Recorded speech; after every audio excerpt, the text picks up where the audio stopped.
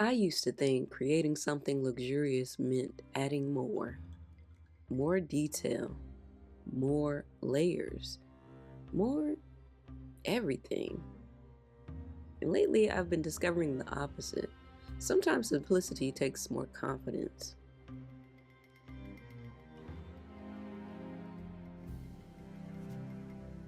Welcome back to the NailSclusive Gallery.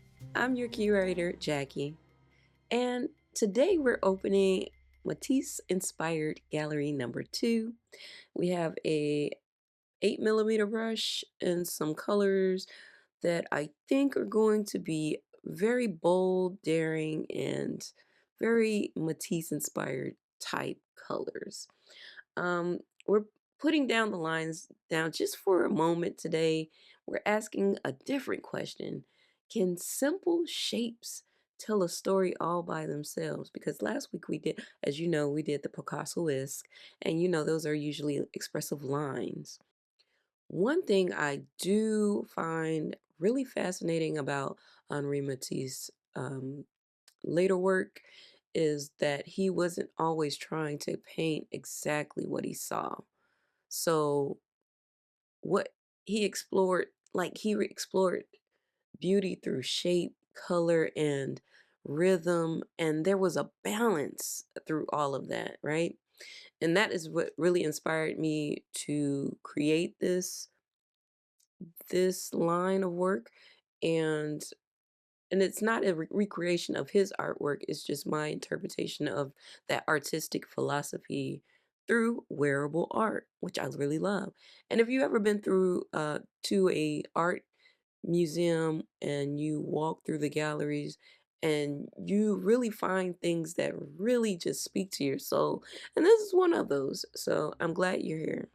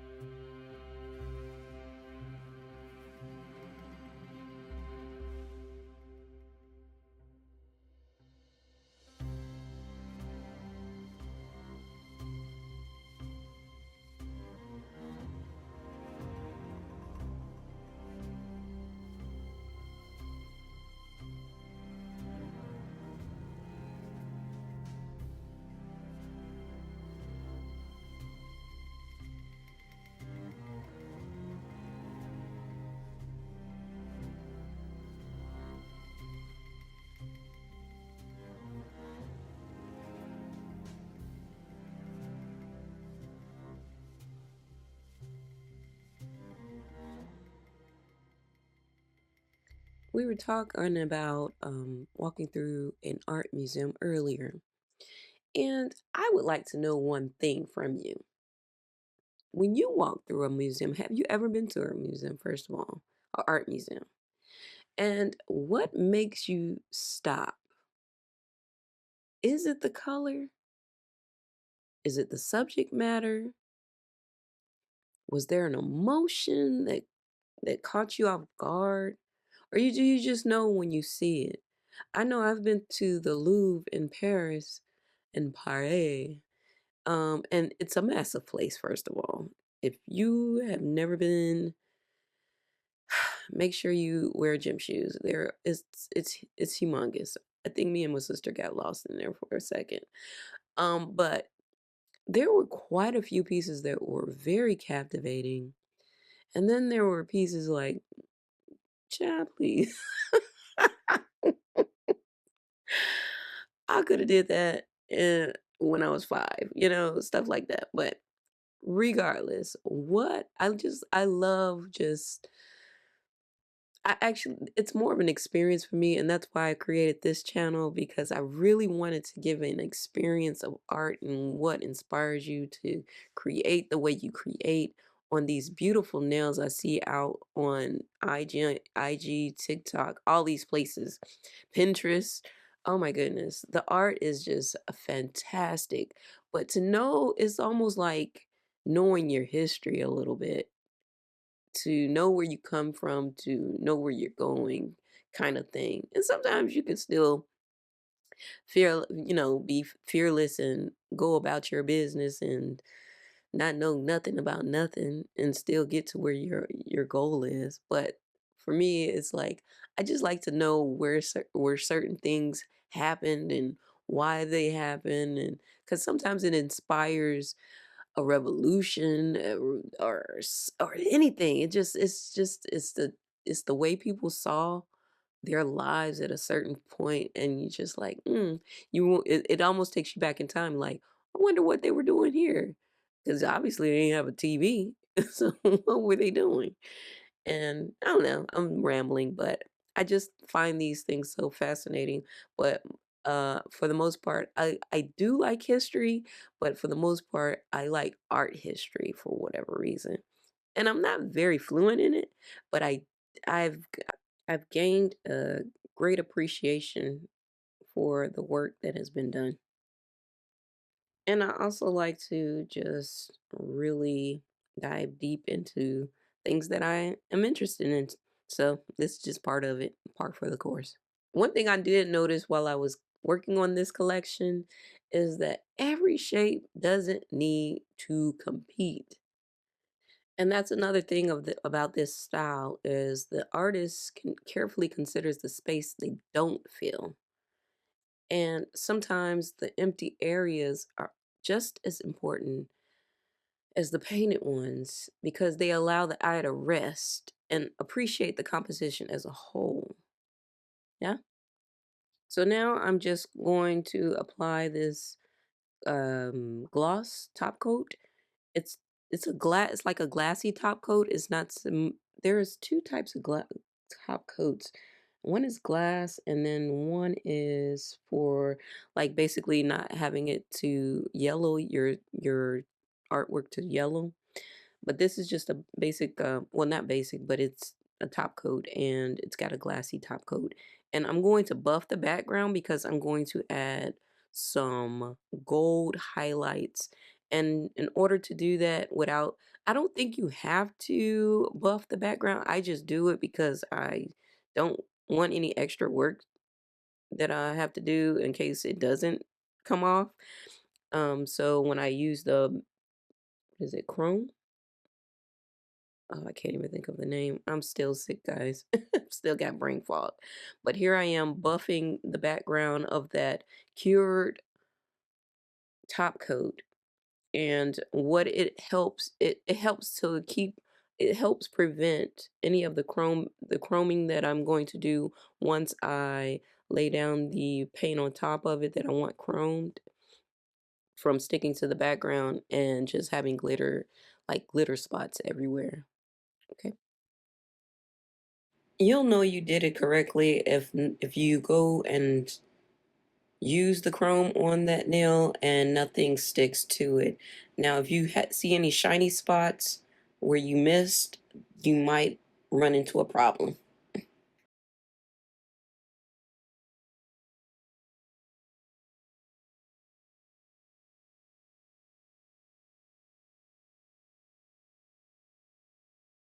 Now here I have a Plump Gorgeous. I don't even know if she still sells them, but years ago I bought this off of her site, Plump Gorgeous off of IG, and it is the best liner because it's so thin.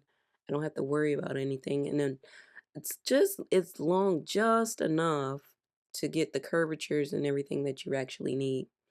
So I'm going to apply thin lines just to get enough detail going because I'm just want to add little gold accents that act like jewelry because they're not the main story. They're just simply helping the rest of the collection shine. So this is just my little interpretation of the inspiration.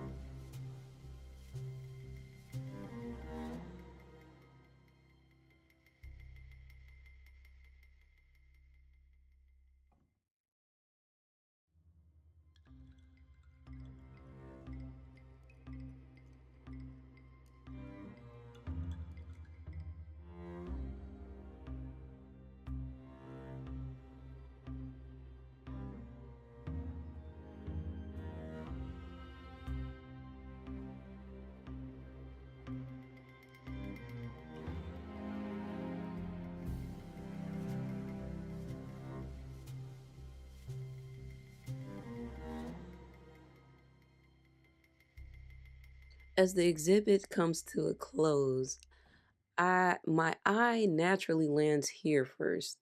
This blue face became the anchor for the entire collection, and everything else just quietly supports this piece. I think this leaf nail balances the face beautifully. It gives your eye a place to rest before naturally finding its way back to the middle nail, what they call a hero nail. And then one thing I've learned is that every nail doesn't have to demand attention. Sometimes it's just simply to support the story. And here it is. This leaf is just supporting that story.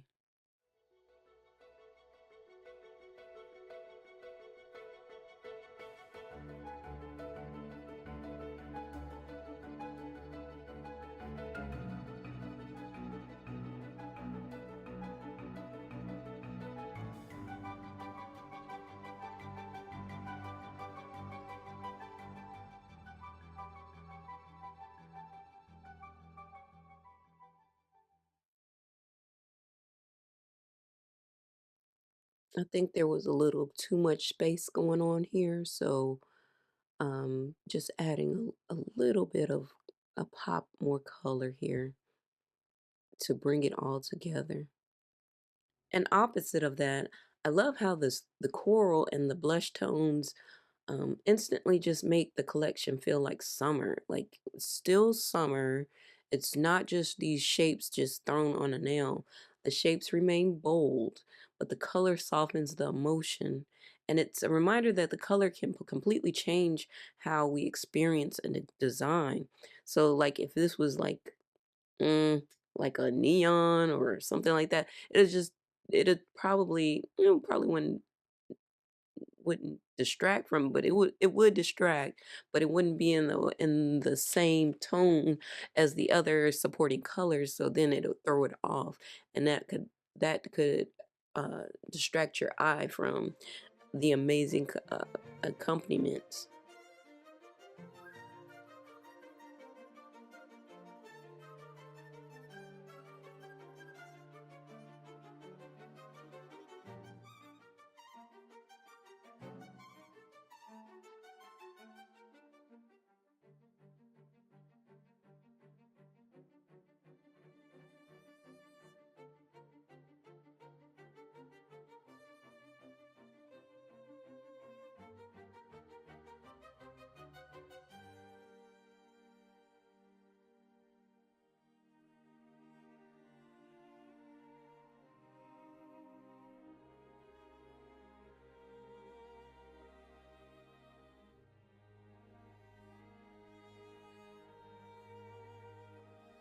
Okay, now that I'm stepping back and I'm looking at this objectively, I don't just see like individual nails anymore. I see one composition as intended, but to see the actual execution is always something to behold.